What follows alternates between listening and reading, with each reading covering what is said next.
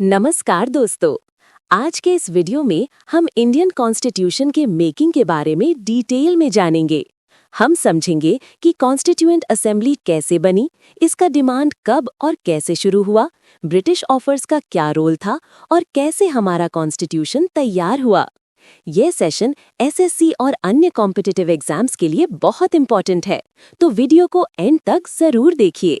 Like और share करना मत भूलिएगा। चलिए शुरू करते हैं। Demand for constituent assembly. Constituent assembly बनाने की डिमांड सबसे पहले 1934 में एमएन रॉय ने रखी थी। 1935 में कांग्रेस ने भी डिमांड की और 1936 में नेहरू ने लखनऊ सेशन में इस डिमांड को आगे बढ़ाया। 1940 में ब्रिटिश ने ऑगस्ट ऑफर दिया जिसमें कॉन्स्टिट्यूएंट असेंबली का जिक्र था, लेकिन ये ऑफर एक्सेप्ट नहीं हुआ। British offers and their rejection. August offer 1940 में दिया गया था, लेकिन ये फेल हो गया।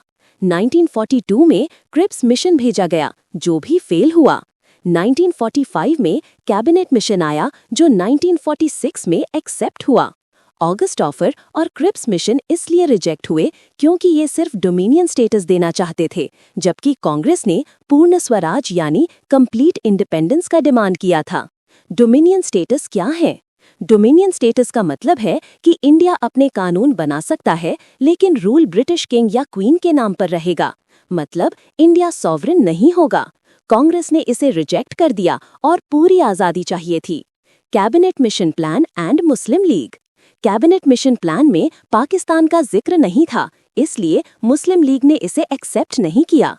प्लान में प्रोविंसेस को ग्रुप्स में डिवाइड करने का प्रोविजन था, जिसे जिन्ना ने अपने पाकिस्तान के लिए यूज करने की कोशिश की।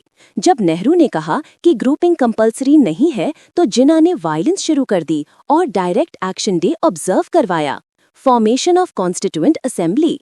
कैबिनेट मिशन प्लान एक्सेप्ट होने के बाद कॉन्स्टिट्यूएंट असेंबली बनी। इसमें टोटल 389 सीट्स थीं, जिसमें 296 ब्रिटिश इंडिया से और 93 प्रिंसली स्टेट से आते थे। इलेक्शंस जुलाई-अगस्त 1947 में हुई। कांग्रेस को 208 सीट्स मिली, मुस्लिम लीग को 73 और इंडिपेंडेंस को 15 सीट्स मिली। First meeting and objective resolution. Constituent assembly की पहली मीटिंग 9 दिसंबर 1946 को हुई, जिसमें 211 मेंबर्स शामिल थे। 13 दिसंबर 1946 को नेहरू ने ऑब्जेक्टिव रेजोल्यूशन प्रेजेंट की, जिसमें बताया गया कि हम किस तरह का कॉन्स्टिट्यूशन चाहते हैं। यह रेजोल्यूशन 22 जनवरी 1947 को एक्सेप्ट हुआ। Committees of constituent assembly. Assembly में टोटल 8 मेजर और 13 माइनर कमिटीज बनी। नेहरू यूनियन और स्टेट कमिटीज के चेयरमैन थे। Rajendra Prasad rule of procedure committee के चेयरमैन और कॉन्स्टिट्यूएंट असेंबली के प्रेसिडेंट थे। सच्चिदानंद सिन्हा टेम्पररी प्रेसिडेंट थे जब असेंबली पहली बार मिली। की personalities and roles. Rajendra Prasad assembly के परमानेंट प्रेसिडेंट थे और उन्होंने असेंबली का स्टीयरिंग कंट्रोल किया। सरदार पटेल ने प्रिंसली स्टेट्स को इंडिया में मर्ज करने का काम किया, इसलिए उन्हें फादर ऑफ इंडियन यूनिटी कहा जाता है। अंबेडकर ड्राफ्टिंग कमेटी के चेयरमैन थे, जिसमें 7 मेंबर्स थे। Minor committees and their chairman. Order of business committee K M. Munshi के अंडर थी, जिसे हम मुंशी जी बिजनेस से याद करेंगे। हाउस कमेटी सीता हमैया के अंडर थी, जिसे रमैया वास्तवैया मूवी से याद रख सकते हैं। सुप्रीम कोर्ट कमेटी एस वर्धाचारी के अंडर थी। Important sessions and drafts. Constituent assembly के इम्पोर्टेंट सेशंस दिसंबर 1946, अक्टूबर 1949 और नवंबर 1949 में हुए। पहला ड्राफ्ट 21 फरवरी 1948 को पब्लिश हुआ, जिसमें लोगों से फीडबैक लिया गया। फाइनल ड्राफ्ट 4 नवंबर 1948 को अंबेडकर ने प्रेजेंट किया।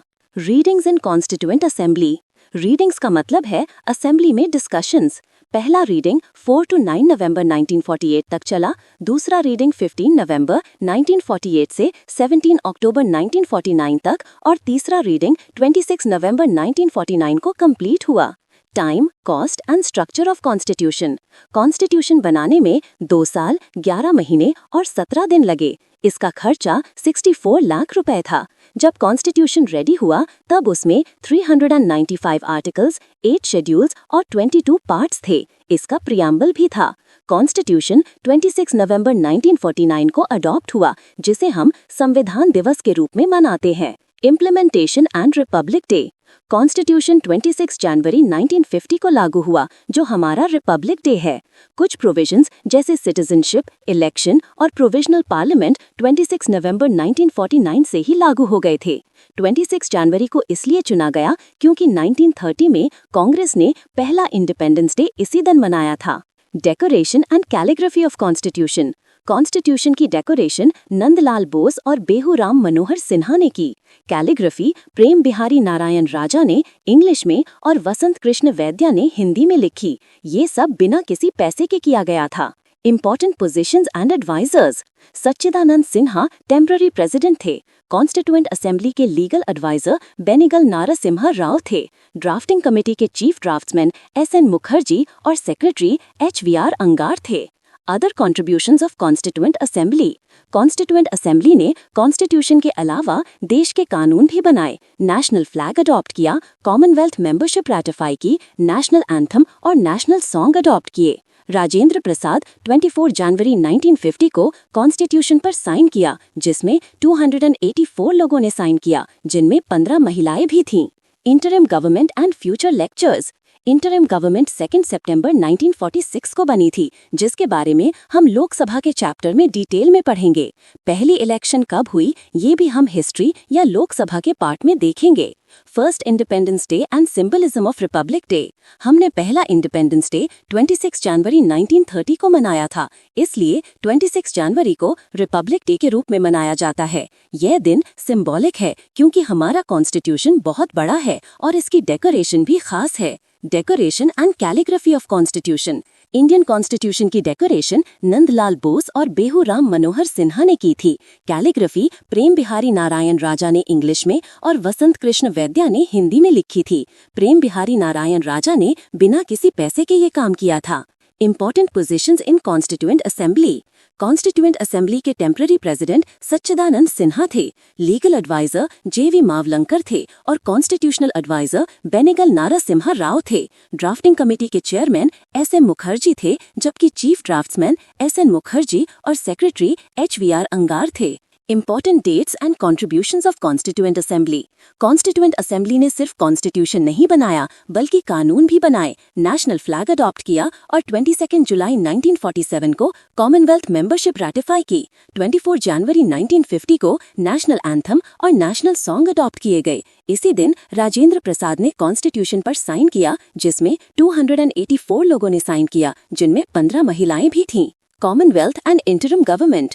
कॉमनवेल्थ उन देशों का ग्रुप है जो कभी ब्रिटेन के कॉलोनीज थे। हमने अपनी मर्जी से इसमें शामिल होना और बाहर निकलना दोनों का अधिकार रखा है। इंटरिम गवर्नमेंट 2 सितंबर 1946 को बनी थी, जिसके बारे में डिटेल लोकसभा के चैप्टर में पढ़ेंगे। Thanks for watching. वीडियो अच्छा लगा तो लाइक करो, फ्रेंड्स के साथ शेयर करो और चैनल सब्सक्राइब करो। अपने क्वेश्चंस और फीडबैक कमेंट्स में भेजो। एसएससी प्रेप के लिए बेस्ट ऑफ लक। अगले वीडियो में मिलते हैं।